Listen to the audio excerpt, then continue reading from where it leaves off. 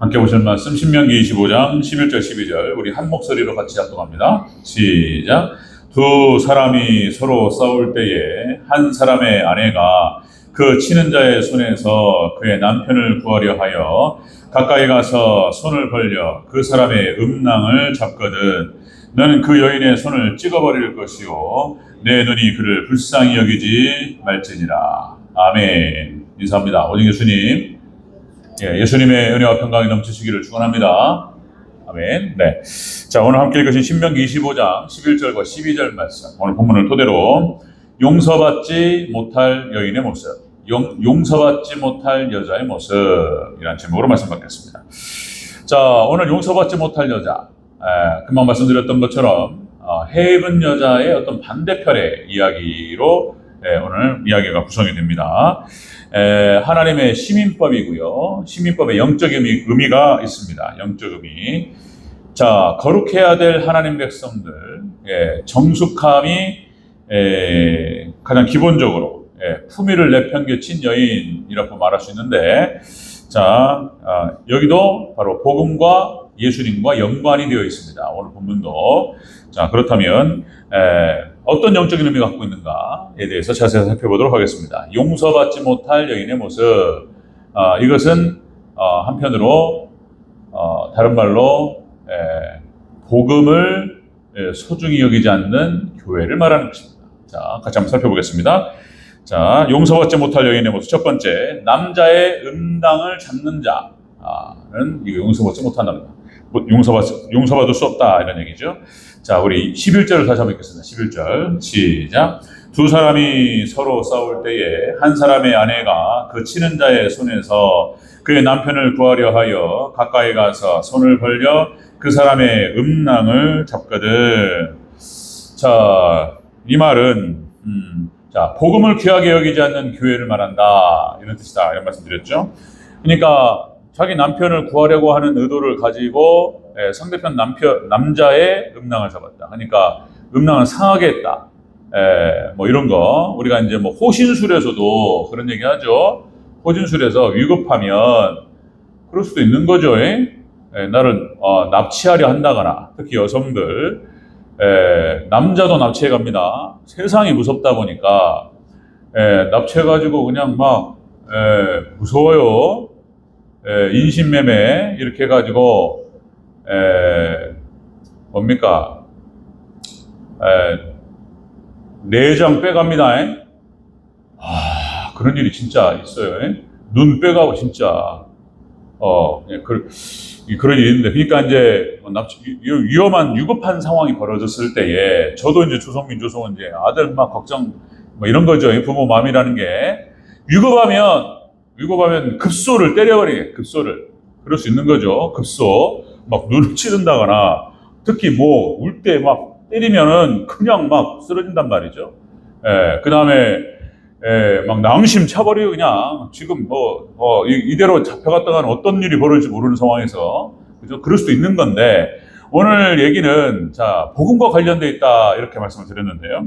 남자의 음낭을 잡았다라고 하는 것은, 그러니까 복음의 씨가 망가질 수도 있는 거예요. 이게 이스라엘 백성들, 하나님 백성들에 한해서 말씀드리는 거예요.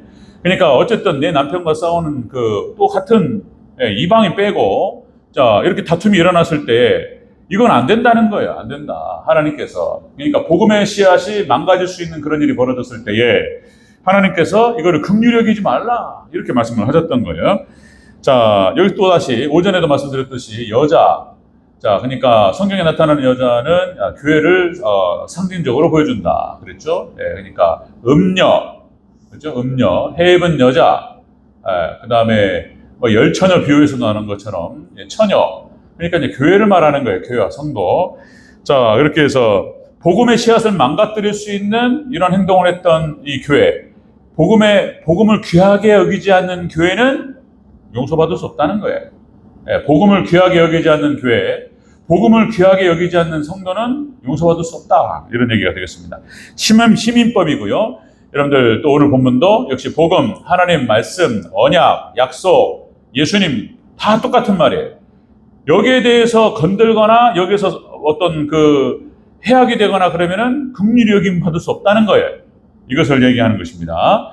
자, 여러분들 또 뭐 성경 전체적으로 얘기하고 있는 하나님의 말씀에 대해서 경홀히 여겼고 가볍게 여겼고 그리고 함부로 행동했던 그런 사람들은 다 하나님의 불쌍히 여김을 받지 못했습니다. 뭐 아담과 하와부터 시작해서 하나님께서 선악과 말씀 부분에 대해서 여러 번 말씀하셨고 분명히 말씀하셨는데 거기에 대해서 가볍게 듣고 그걸 어겨버리죠. 자, 귀담아 듣지 않았던, 그래서 하나님이 어떻게 말씀하셨는지 정확하게 알지도 못하는 그런 상황. 여기에 대해서 하나님께서 아담과 하와가 그죠? 에덴 동산에 쫓겨나고 그렇게 해서 수치가 찾아오고 저주가 찾아오고 재앙이 찾아왔다. 그런 일이 벌어지게 되는 거죠. 가인과 아벨을 낳고 그죠? 가인도 똑같습니다. 두 아들이 싸우는 일이 벌어지게 되고 한 아들이 한 아들을 쳐죽이는 이런 어떤 비참한 상황들, 이게 다 하나님 말씀과 하나님 경고와 하나님 진리의 말씀을 벗어났기 때문에 벌어지는 일이다라고 하는 것입니다. 뭐 성경상에 나타나는 모든 하나님의 분노와 진노와 심판은 다 이렇게 찾아오게 되는 것입니다. 하나님 말씀을 어겨버려요. 하나님 말씀을 무시하고 경홀히 여기고 하나님 경외하지 않고, 자, 이런 얘기죠. 뭐 노아 홍수 심판도 마찬가지고 뭐 소돔과 고모라 마찬가지고 구약의 이스라엘 백성들의 어떤 그 역사가 다, 고통의 역사가 다 여기서부터 시작되는 거예요. 하나님의 약속을 가볍게 여기는 거예요. 복음의 역사를. 여기서부터 모든 어려움이 찾아오게 된다는 것입니다. 자, 여러분들 또 그렇죠. 이런 일이 벌어져요. 교회가 어떻게 복음을 가볍게 여길 수 있냐 이렇게 얘기할 수 있는데 안 그래요. 교회가 어떻게 하나님의 말씀과 복음을 가볍게 여길 수 있냐? 가볍게 여겨요, 진짜로. 가볍게 여깁니다. 그게 그거예요. 다 이 아담과 하와, 가인과 아벨, 뭐 구약 이스라엘 전체가 그렇고 신약 유대인 전체가 그렇고 하나님의 말씀을 갖다가 가볍게 여기고 뭔 말을 하면은 그냥 귓등으로 듣고 이래버린다는 거예요. 지금 오늘날 교회도 마찬가지입니다. 2000년 동안 교회 역사가 살펴오는 가운데에서 그러니까 1800년, 그러니까 19세기 말년에 나타났던 자유주의 신학, 이게 그런 거예요. 하나님 말씀을, 하나님의 약속을, 성경 전체를 경홀히 여기는 거예요. 경홀히 여기는 거예요. 자유주의 신학이 거기서부터 시작되는 거예요. 그러니까 하나님 말씀을 창세부터 요한계시록까지 말씀, 19세기 말년에 1800년대 후반에 1860년, 1870년 유럽에서 어떤 분위기가 형성되냐면, 자, 하나님 말씀을 좀 분석해보자 이러면서 고등비평이라는 게 나옵니다. 고등비평. 그러니까 양식비평이 어떻고 문학비평이 어떻고 뭐 이런 얘기를 하면서, 자, 이거는 막 모세오경의 말씀이 모세오경 저자가 맞냐? 뭐 이런 것을 갖다가 물으면서 학문의 대상으로 생각하고 그렇게 된 거예요. 그 19세기 말년에 그 신학이 그랬어요. 신학이 그랬어요. 그러면서 자유주의 신학이 나오고 하나님 말씀을 난도질해버려요, 그냥. 그러니까 하나님 말씀 앞에 서서 두렵고 떨림으로 경외감으로 하나님 말씀을 받고 그 말씀을 통해서 들려오는 하나님의 뜻이 무엇인가, 이거를 갖다가 듣고 무서워하고 막 경외하고 사랑하고 막 사모하고 이런 게 아니고 말씀을 잘라버려. 그냥 이거는 모세오경 말씀, 이거는 모세 말이 아니고 뭐 이거는 이적 사건에 대해서는 지금 오늘날 우리가 믿을 수가 없다. 이거 뭐 그러니까 예수님의 이적 사건이 과연 정말 그때 있었느냐? 공간복음에 대해서 어떤 부분은 틀린데 이건 어떻게 봐야 되느냐? 뭐 이런 일이 벌어졌다니까요. 그러니까 이해하지 못하는 그 말씀에 대해서 하나님께 기도하면서 여러분 이렇게 생각하셔야 돼요. 우리가 완전히 깨닫지 못하고 이해하지 못하는 것은 하나님 말씀이요 문제가 있는 것이 아니고 우리의 지력과 우리의 어떤 그 깨달음의 그 어떤 그 수준이 미흡한 것으로 알으셔야 되는 거예요. 아멘. 하나님께서 우리를 깨닫게 하시고 지혜를 주시면은 성령께서 깨닫게 하실 줄로 믿습니다. 그런 거예요. 그러니까 이런 거예요. 복음을 가볍게 여겼어요. 19세기가 그랬고 20세기가 전체 그래요. 20세기가. 그래가지고 이렇게 멸망의 길을 자초했던 거예요. 그래서 하나님 복음의 말씀을 가볍게 여기고 함부로 다루고 그렇게 했던 신학자들, 목회자들, 그 다음에 교회 다 죽어버렸어요. 그냥 다 영적인 독극물이라고 표현했습니다. 그 신학이 딱 들어오는 순간 영혼이 죽어버려요. 믿음이 사라집니다. 이런 일이 벌어졌다는 거예요. 그러니까 이런 태도, 복음의 씨앗을 가볍게 여기고 하나님 말씀을 경홀히 여기는 이런 태도가 음녀의 뿌리가 되는 거예요. 음녀의 뿌리가. 마지막 종말 때 여기서부터 음녀가 나오는 것입니다. 그러니까 이제 복음을 우습게 생각하고 말씀을 우습게 생각하니까 그런 얘기가 나오는 거예요. 뭐 꼭 예수님 믿어야지 구원받냐 이러면서 이제 다원주의가 머리를 드는 거예요. 다원주의가. 그러니까 뭐 불교에도 구원이 있고 이슬람교에도 구원이 있고 다른 모든 종교에도 구원이 있어. 어떤 사람은 그런 거예요. 불교 신자는 절에 가면 마음이 편해. 응? 누구한테 어떻게 기도를 하는지는 모르겠지만 거기 가가지고 그렇게 어렸을 때부터 엄마 따라서 할머니 따라가지고 절에 갔었고 이런 사람도 그럴 수 있어요. 그러면 그게 그 사람한테는 구원이다. 그게 구원이냐 말이에요. 이렇게 이제 종교다원주의가 머리를 들게 되고 이렇게 해서 전 세계 휩쓸어 버렸던 거예요. 지금은 이제 대세입니다. 대세. 혼합주의와 종교다원주의가 대세예요. 자, 정통교회도 마찬가지입니다. 정통교회도 이런 표현을 쓰는 건데 신학이 없고 말씀이 없다. 그러니까 이제 신학이 없어요. 말씀이 없습니다. 그런 것들 한번 만나보시고 겪어보셔야 되는데 설교가 엉망진창이다. 자, 이런 일이 벌어집니다. 자, 그러니까 이제 이게 또 엎드려 침뱉기 같은데 또 그러니까 이제 제가 오순절 교대 순복음교회 출신으로서 그러니까 이제 순복음교회가 신학이 깊이가 낮아요. 여기 우리 장로교 신학은요, 제가 이제 다 있어봤지만 그리고 모든 교단을 다 봤지만은 이 오순절 교단이 불로불로하고 성령이 어떻고 막 기도 많이 하고 막 좋은데 말씀에 뿌리가 깊지 못하니까 이게 이제 어떤 현상이 벌어지면 무너집니다. 그래서 제 모교에 그 정말 신앙 좋고 정말 그렇게 기도 많이 하고 했던 선배들 그때 동료들이 다 뿔뿔이 다 흩어졌어요. 이런 일이 벌어집니다. 그냥 무너져요 교회가. 이런 일이 벌어집니다. 여러분들 교회는 철저하게 복음 위에 말씀 위에 세워져야 될 줄로 믿습니다. 자, 그러니까 용서받지 못할 여인의 모습은 복음을 귀하게 여기지 않는 교회를 말하는 거예요. 자, 어떤 일이 벌어지느냐. 자, 보겠습니다. 자, 첫 번째 그것이고 두 번째 용서받지 못할 여인의 모습 두 번째는 그 여인의 손을 찍어버리라. 이렇게 말합니다. 하나님께서 나의 남편을 지키기 위해서 다른 남자의 은낭을 잡았는데 찍어버리래. 이렇게 말합니다. 12절 초반부 다시 한번 읽겠습니다. 시작. 너는 그 여인의 손을 찍어버릴 것이고. 아멘. 용서하지 말라 이거야.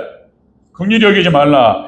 그러니까 복음을 귀하게 여기지 않고 복음 앞에 서지 않는 그런 교회는 하나님의 무서운 심판을 받을 것이다. 이런 얘기입니다. 이 오전 예배하고 정반대로 제가 잡아본 거예요. 오전에 해 입은 여자는 철저히 재림 예수님을 기다리면서 오직 예수님 신앙으로 무장된 교회를 해 입은 여자라고 표현하고 오늘 본문은 절대로 긍휼히 여기서도 안 되고 불쌍히 여기서도 안 되고 용서해서도 안 되는 여자를 말하는 거예요. 그런 교회를 말하는 거예요. 그런 교회를. 자, 무서운 심판을 하나님께서 말씀하십니다. 그러니까 말씀을 어기고 하나님 또다시 일대자하고 똑같은 얘기가 될 수 있는데 하나님 말씀을 경홀히 여기고 무시했던 사람들 그 다음에 그 시대는 하나님께서 엄청난 심판의 역사하셨습니다. 뭐 또다시 아담과 하와, 가인과 아벨, 그 다음에 출애굽 1세대 하나님의 말씀을 그냥 귓등으로 들었어요. 출애굽 1세대, 그 다음에 구약의 이스라엘 역사, 신약의 유대인, 그리고 2000년 교회 역사 가운데에서 하나님 말씀에 대해서 가볍게 생각했던 그런 교회, 무슨 뭐 국가와 민족과 사람과 뭐 개인 모두가 다 무서운 심판의 대상이 되었던 것입니다.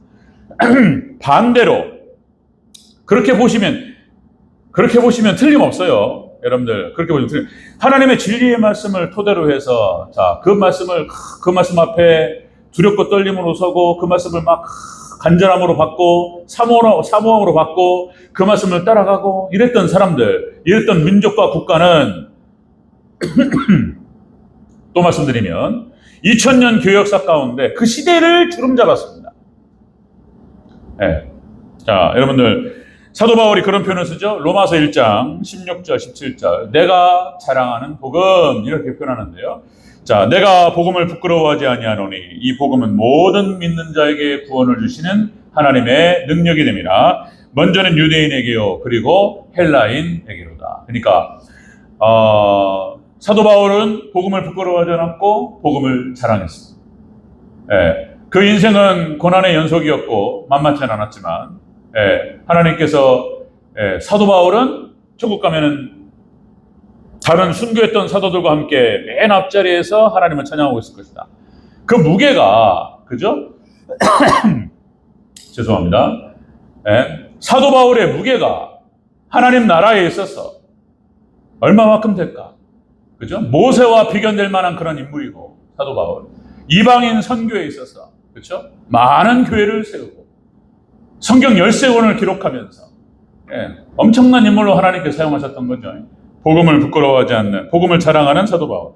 똑같이 여러분들, 복음을 품었다. 당시에 선교의 사역을 감당했던 국가와 민족이 그 시대와 그 세계를 주름잡았어요. 주도했어요. 유럽 시대도 마찬가지였고, 미국도 마찬가지였고, 이런 거예요.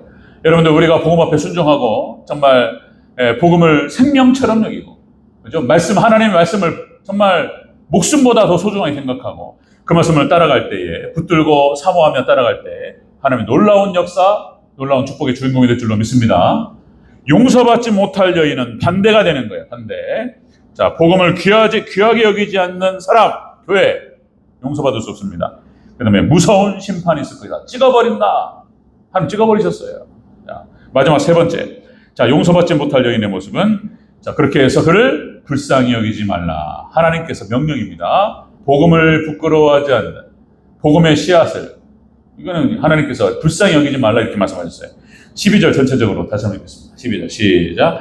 너는 그 여인의 손을 찍어버릴 것이요 내 눈이 그를 불쌍히 여기지 말지니라. 아멘. 하나님께서 긍휼히 여기지 말고 불쌍히 여기지 말고 찍어버리라 이렇게 말씀하세요. 이게 여러분들 진짜 그렇게만 딱 생각하세요. 복음 외에는 그러니까 하나님의 약속, 하나님 말씀 외에는 의미가 없어요. 오직 거기에만 의미가 있습니다. 그래서 거기에 편승하고, 그렇죠? 하나님의 말씀 위에, 예수님의 반석 위에 세워진 그 사람의 인격과 신앙과 그리고 삶은 영원할 줄로 믿습니다. 우리가 어떻게 살아가야 되는지 철저히 그렇게 살면 되는 거예요. 말씀밖에 없는 거예요.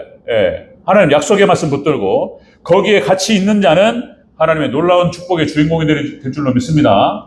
그 밖에 있는 것들은 하나님 의미가 없어요. 불쌍히 여기지 말라 이렇게 말씀하셨던 거예요. 자, 여러분들 긍휼히 여겨서는 안 되는 대상이 있어요. 딱 집어서 말씀하세요. 하나님께서 이거는 불쌍히 여기지 말고 긍휼히 여기지 말라, 찍어버리라 이렇게 명령하신 거예요. 몇 가지가 한 세 가지만 보겠습니다. 긍휼히 여기지 말아야 할 것들. 첫 번째는 신명기 7장 2절에서 이렇게 표현합니다. 죄를 말하는 거예요. 죄. 그러니까 자, 너는 그들과 어떤 언약도 하지 말 것이요 그를 불쌍히 여기지도 말 것이며. 이스라엘 백성들이 가나안 땅에 들어가서 거기에 있었던 7 족속들과 어떤 언약도 맺지 말고 그들과 함께하지 말라. 그를 다 쫓아내라. 그리고 절대로 불쌍히 여기지 말라 이렇게 말씀하셨던 거예요. 근데 이스라엘 백성들이 이제 사사기도 또 새벽 예배 때 다뤘지만 또 이제 본 예배 또 올려가지고 또 자세히 다룰 필요도 있겠다 이런 생각하는 건데, 사사기 역사가 그런 역사예요. 그렇게 하나님의 이 말씀을, 그러니까 신명기 가나안 땅에 들어가기 전에 모세를 통해서 하셨던 이 말씀을 그 땅에 그 땅을 너희에게 주실 터인데 그 땅에 들어가서 거기에 원주민들과 어떠한 언약도 맺지 말라. 다 쫓아내라. 그러니까 여러분들 가나안 땅에는 그 원주민들은 죄를 상징하는 거예요. 죄를. 그러니까 우리 안에 들어오는 여러 가지 하나님 말씀에서 벗어난 것들은 긍휼히 여길 것이 없이 완전히 다 쫓아내고 다 잘라버려야 될 줄로 믿습니다. 이걸 못하기 때문에 이것들이 또 자라나는 거예요. 독버섯처럼. 그리고 사로잡히는 거예요. 그러니까 하나님 백성들, 구약 이스라엘이 고통스러웠던 이유가 바로 그런 거였어요. 우리 하나님 백성들 이 땅에 살면서도 마찬가지입니다. 그렇게만 할 수 있다면 너무 좋겠어요. 진짜 그렇게만 할 수 있다면 오롯이 그냥 철저하게 죄를 배제하고 기도하면서 성령 충만해가지고 완전히 그냥 죄악된 습관들은 완전히 다 잘라버려. 하나님 말씀 앞에 오롯이 설 수만 있다면, 글쎄요, 고난이라는 건 없을 텐데 그러지 못하는 게 문제라는 거죠. 첫 번째는 그것입니다. 가나안 원주민들과 어떤 언약도 맺지 말고 그들을 불쌍히 여기지 말고 다 쫓아내라.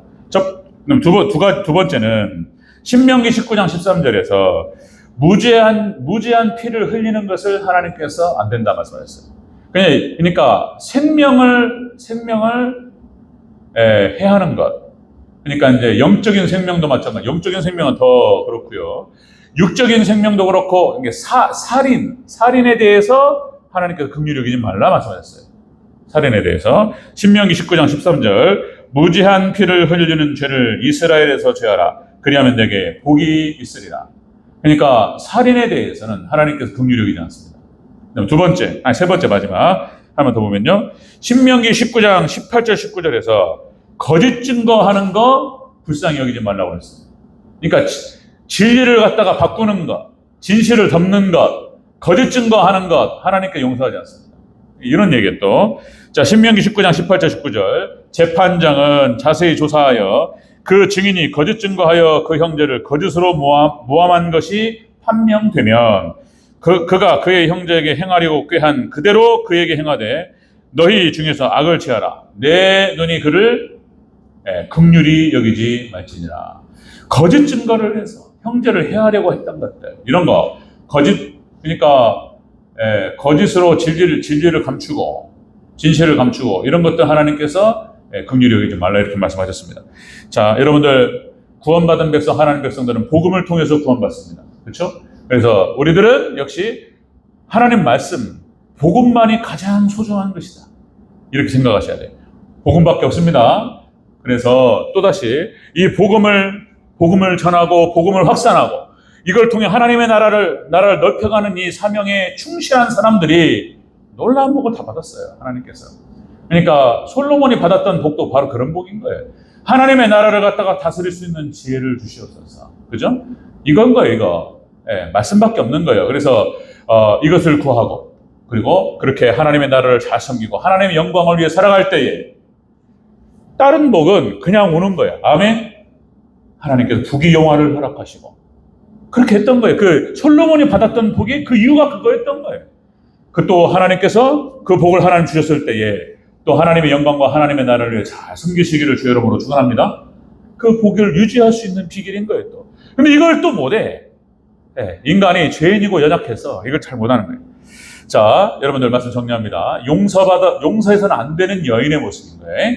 자, 음란을 잡았다. 자기 남편을 지키기 위해서 했던 행동이라고 하지만 있을 수 없어요.